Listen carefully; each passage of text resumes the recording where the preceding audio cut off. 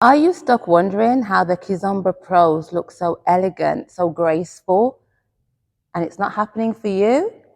Well, in this video, I'm going to give you my top tips to adding elegance into your Kizomba dance. And there's going to be exercises and practical advice that you can inject straight away into your dance to get it looking elevated, sensual, feminine, and elegant. Let's dive in. Hi, I'm Mckiztosh of Mckiztosh Dance, and welcome back to my channel where we talk about all things Kizomba and urban kiz. And I'm going to give you my top tips to adding elegance into your Kizomba dance. Let's go. Spot the difference.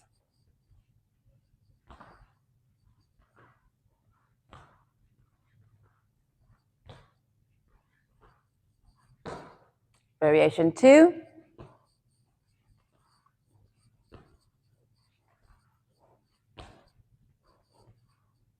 Seen the difference? So my first top tip I want to tell you about is your posture. This, compared to this, is two different things and it's really easily corrected. You want your posture, a straight back, good alignment and frame. We have got our shoulders back and we're just lifting up a little bit through our body. So we're exuding confidence and we just straight away look more elegant. Compared to this, where I'm here, maybe my shoulders are a bit too forward, I'm a bit down in my belly, and just brighten it up, suck it all in, lift it up, smile to the world. There we go. Top tip number 2. You need to be dancing with smaller steps. As soon as you shorten your step a little bit, you just look a bit more elegant straight away. It just looks a little more dainty. So if I say I do a female Saida and I'm like this,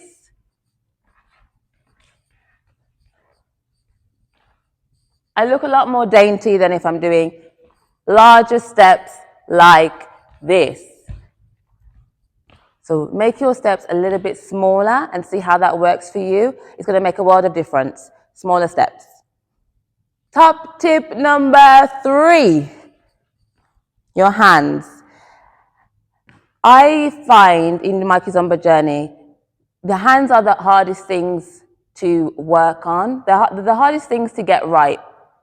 And if I look back at some of my videos, even on this channel, like my first videos I used to post like about 4 years ago, I can see the massive difference in my hands. And you can go back and have a look at my videos as well. You'll see actually there's a massive difference in my hands. If we keep some things to kind of avoid, you don't just want your hands to just stay in one position here. Because yes, they're not distracting, but you're not adding anything to your dance with them here. You look kind of like one block. Another thing that I noticed when I look back on my old ways of dancing and my old videos is that I used to have my hands kind of cupped. So this happens kind of like, I don't know where it's come from, but it kind of happens unintentionally. Because I've seen some of my students as well, when they're adding styling or when they're dancing first solo, they have like these cupped hands and they're here, or even cupped with the palms facing up. This is what we want to avoid. Yes? So what can you do to add elegance with your arms?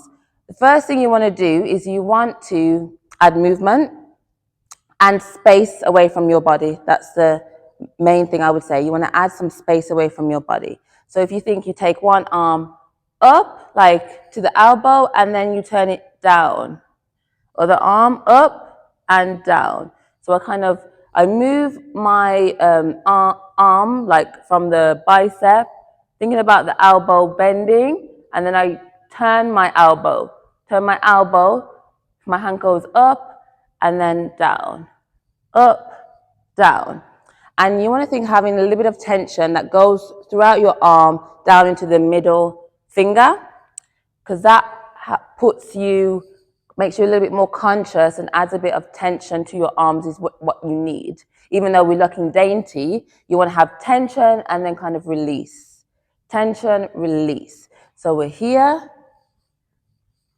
Straight away, this can add some elegance and prettiness into your dance. If I take it to the Saida again, 1, 2, 3, 4, shuffle. So adding your arms, working on your arms is a great way to add elegance into your dance. Top tip number 4, and it's the one I talk about a lot in this channel. It's your body movement, especially your hip body movement, and you want it to be smooth and flowy. So we don't want to stop our movements. Like say if I take it to a Saida here, I don't just want to do the steps. You want to step, change your weight, step, and feel each movement, finish each movement. Really sit into the hip as you do your movements. Yes? So flow, pushing the hips back, step, step, step.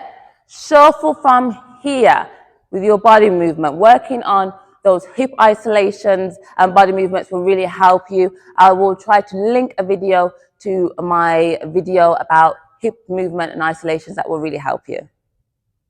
And my top tip number 5, probably the easiest one to implement, but when we're thinking about so many different things, we forget, and it's your expression, adding a smile. If I'm doing my female Saida and I look like this, compared to this, it's a lot different.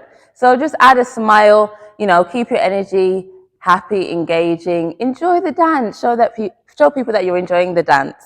So if you liked this video, don't forget to like it, subscribe, and hit the notification bell so you don't miss out on another video. And I'll see you in the next one.